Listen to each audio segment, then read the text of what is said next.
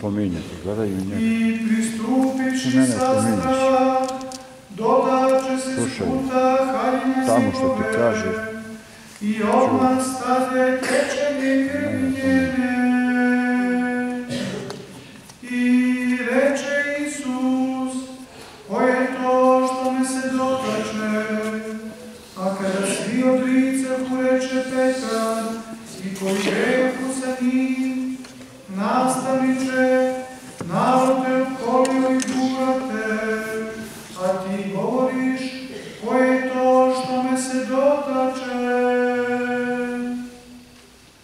A Isus reče, neko me se dotače, jer osjetih silu koja iziđe iz mene. A kada vide žena da se nije sakrila, pristupi drhteći i pade pred njim i kaza mu pred svim narodom zašto ga se dotače i kako odmah ozdravi.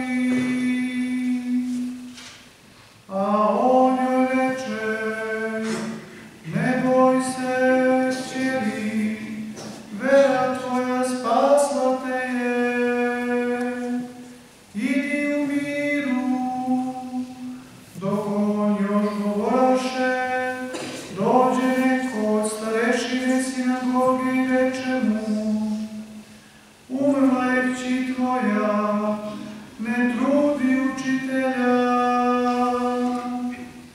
A kada ču Isus, odgovori mu govoreći, ne boj se, samo veruj i bit će spasena. I došavši u kuću ne dopusti nikome da uđe, osim Petru i Jovanu i Jakovu i devojčinom ocu i materi. I svi plakahu i jaukahu za njom, a on reče, ne plačite, nije umrla, nego spava. I podsmevahu mu se, znajući da je umrla. A on, izagnavši sve, uze je za ruku i zovnu, govoreći, devojko, ustani. I povrati se duh njen, i ustade odmah. I on zapovedi da je dadu da jede. I zadiviše se veoma roditelji njeni. A on im zapovedi da nikome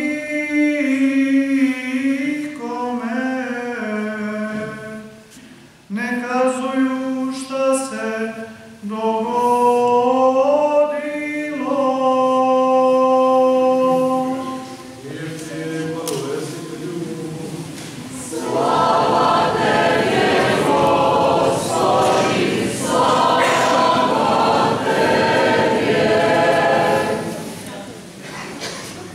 U ime Otca i Sina i Svetoga Duha, časni oci, braćo, sestre, draga djeco,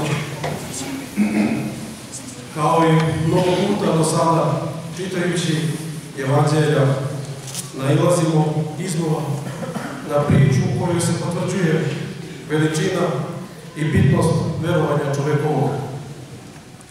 I ovoga puta su u pitanju ljudi izmučeni telesnim bolestima, koji su izgubili nadu u pronalazak leka njihovim bolestima, ali čuvši za Gospoda, u dubini duša njihovih se budi nova nada, raspalsana s čistom verom. Krvotočiva žena prilazi Gospodu Hristu u velikoj gužvi, sa verom da je samo dodir potreban da ona zadobije izlečenje. I gle čuda, to se i dešava. A sa druge strane, opet verom roditeljskom, Hristos podiže njihovu ćer sa odra. A eto mi danas nikad više smo okruženi bolestima, teškoćama, raznim tegobama i nevoljama. Na životnom ispitu je naša vera, ali ne samo vera, jer vera je osnovni pokazatelj ljubavi. Koliko verujete nekome, toliko ljubavi prema njemu i za njega imate, što bi nama hrišćanima značilo da koliko ljubavi imamo, toliko i Gospoda u srcu nosimo. Jer ne smemo nikad zaboraviti da je Bog ljubav. Ne dozvolimo sebi da nam duša iskrvari usled bolesti i greha. Videći bolesti, mi ponekad ne prepoznajemo te bolesti kao i sam greh. Ljudi mnogo puta dođu na ispovest i na pitanje sveštenika o učinjenim gresima mnogi kažu da nema ništa. To samo po sebi nije potvrda da greha nema, nego da duša u svojoj obamrnosti greh ne osjeća više grehom. Kao kada paralizovanog čoveka uhodete iglom i pitate da li je išta osjetio, odgovor je naravno da nije ništa jer je telo obamrlo.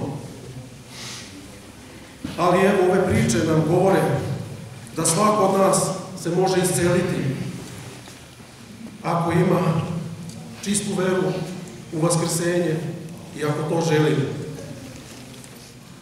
Toliko već od sutra mi ulazimo u poseban period borbe sa sobom, pripreme kako telesne, tako i duhovne, da bismo osnažili i učvrstili našu veru.